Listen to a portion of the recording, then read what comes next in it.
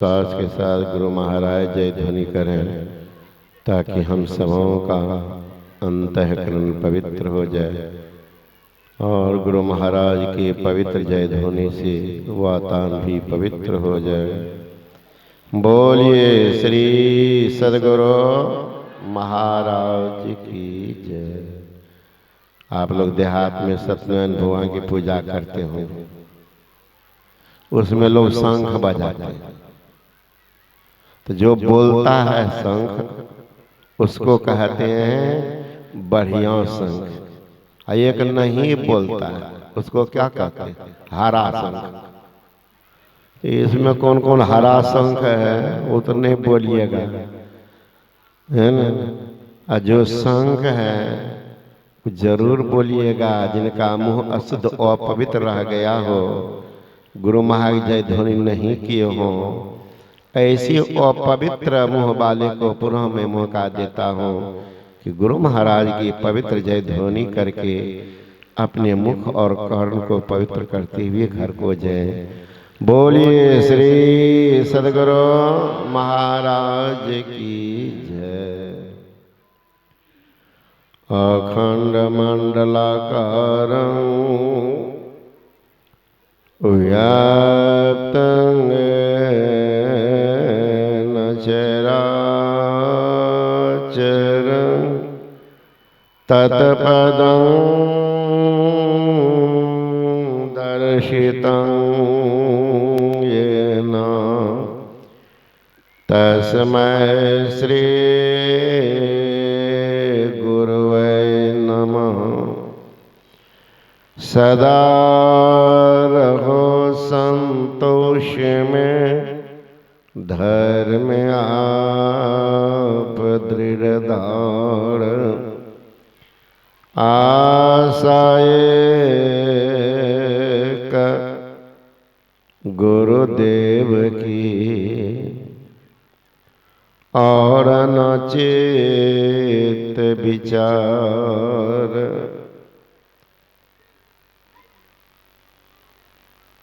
श्रद्धा की मूर्ति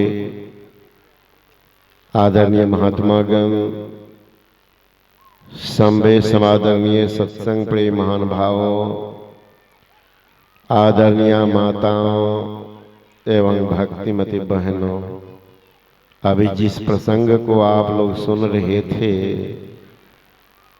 खास करके माताएं के लिए महाराज बिल्कुल अनुकरणीय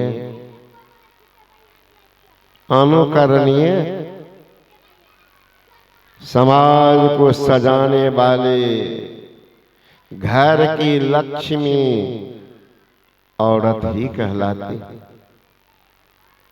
औरत कहीं गड़बड़ हो तो घर को चौपट कर देती। माता यदि हो अज्ञान, पुत्र कैसे बनी मां। वो भी नारी है, शबरी और बड़ी ओछे कुल कहिए, उसी में उनका जन्म हुआ। मांग करके, ऐसा नहीं है कि वहां गई है, वो तो राजा की बेटी थी, सत्संग में नहीं जा पाती थी, राजघराने की लड़की है तो साधु को ही बुलाती थी। एक दिन पहुंचे हुए संत पहुंच गए दुर्वासा ऋषि, कहने लगे बेटी मांगो क्या मांगो। का बाबा अगर देना का रूप ऐसा कुरूप कर दीजिए कि मेरे तरफ लोग नहीं देखे, और मुझे ऐसे घर में भेज दीजिए जो कोई पूछे ही नहीं। ऋषि ने कहा कि पगली ये वरदान मांगती है कि साप मांगती है। आप इसको जो कहिए लेकिन मेरे लिए यही उचित है। तो कहा तथास्तु। वही काली कुरूप सबर के घर में जन्म ली, भील, शब, आजकल उसको कहते मुसहर, मुसहर के घर में जन्म। शब वहां मांग कर रही है कि मेरा रूप ही कुरूप। तो आजकल बुरा नहीं मानिएगा, देखिएगा मां बहन की हालत, मां बहन की हालत देखिएगा। दिन भर अपने को सजाने में ही समय पार करती। 80 वर्ष की बूढ़ी, आज तो ठंड का समय है, नहीं पता चलेगा, नहीं तो 80 वर्ष की बुढ़िया सबको देखिएगा, सबके सिर पर साड़ी, जिनको नाती है, पोता है, परनाती है, परपोता, वो कपड़ा रखे न रखे क्या फर्क पड़ता, लेकिन वो शर्माती है कि बेटा जवान पोता जवान, तो सिर पर कपड़ा रखे। ये हमारी 30-35 की जो बहन से आई है, पुत बहू बन के सबके कंधा पर साड़ी। कारण क्या? बुढ़िया मुंह में कुछ लगाती है, ढकती। ये जो मुंह में आटा उटा लेके मुंह में साट लेती है, तो ढकेगी तो देखेगा,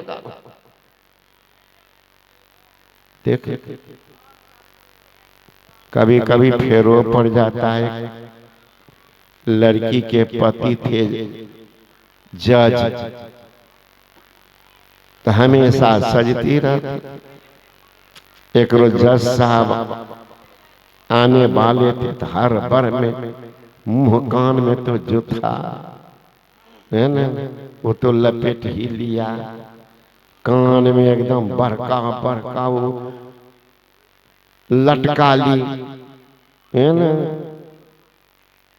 कुंडल, नाक में देखिएगा। एक मैया में लड़की थी, मैंने कहा कि रे बाबू, नाक में जो इतना बड़ा तुम पहन ली है, और सर्दी होगी तो क्या करेगी? सुबह सर्दी में क्या करेगी? जल्दी वहां से तो देख लीजिए, तो सजा रही थी, अब मुंह में लगाती है लड़की लोग ललका रंग का, हम तो नहीं जानते उतना, लाल लाल सजाती। पूरा गया था खिड़की, तो छोटा बच्चा भीतरी, बाबू उधर के जाता, लंबा लंबा है ना, कहाँ लेते आओ। आइए बचवा दौड़ के गया वहां, तो वहां रखा हुआ था फेविकॉल, वही लेके चला आया। ये भी पगली हड़बड़ी में दाब दिया पकड़ के मुंह में साट साट ली, अब मुंह को खोली तब तो कभी कभी हड़बड़ी में गड़बड़ी होती है। जैसे आप लोग बैठे हुए हैं ना, इसी ढंग सत्संग यही हो रहा था कटिहार, एक बच्ची बैठी हुई थी आगे में, तो रहे रहे थोड़ा थोड़ा देर पर, और ऐसे करती थी, ऐसे करती थी। वाह, इतनी सुंदर लड़की है, ये कौन बीमारी है, इसका होम्योपैथी में दवाई बता देंगे। सत्संग खत्म हुआ तो सीढ़ी पर उतरने तो लड़की आई और लड़की के साथ। मैंने कहा कि बाबू तुझे कोई तकलीफ है? कहा नहीं बाबा, तुम देखे ऐसे ऐसे कर रही है। तो बाबा नाक पर आ जाता था बाल, अब बाल था उनका बड़ा बड़ा, ये आगे वाला 10-5 को बाल को काट करके नाक कर झुला लेती, तो बलाउर रहे तो वो बाल को ऐसे ऐसे करे, बलाउर के बाल ऐसे कर दे, फिर नाक पर आ जा, फिर ऐसे कर। हम ले तो बीमारी है ये बीमारी। तो सोचिए सबरी क्या मांग की है, हमारी माँ बहन क्या मांग है ना, क्या मांग कर रही? सबरी कह रही है भगवान के ही विधि स्तुति कराऊं तुम्हारी। अधम जात में जर मति भारी, अधम ते अधम अधम अत नारी, तीन माह में मति मंदघारी। हे पाप के शत्रु, एक तो लोग स्त्री जाति को अधम कहते, नहीं अधम जाति में काली कुरूप हो, अधम अन्न पर गमार। भगवान राम कहते सबरी किनको सुना रही हो, जोगी का आगे धुर्क फेल करती हो। कौन नारी अधम है मैं नहीं जानता।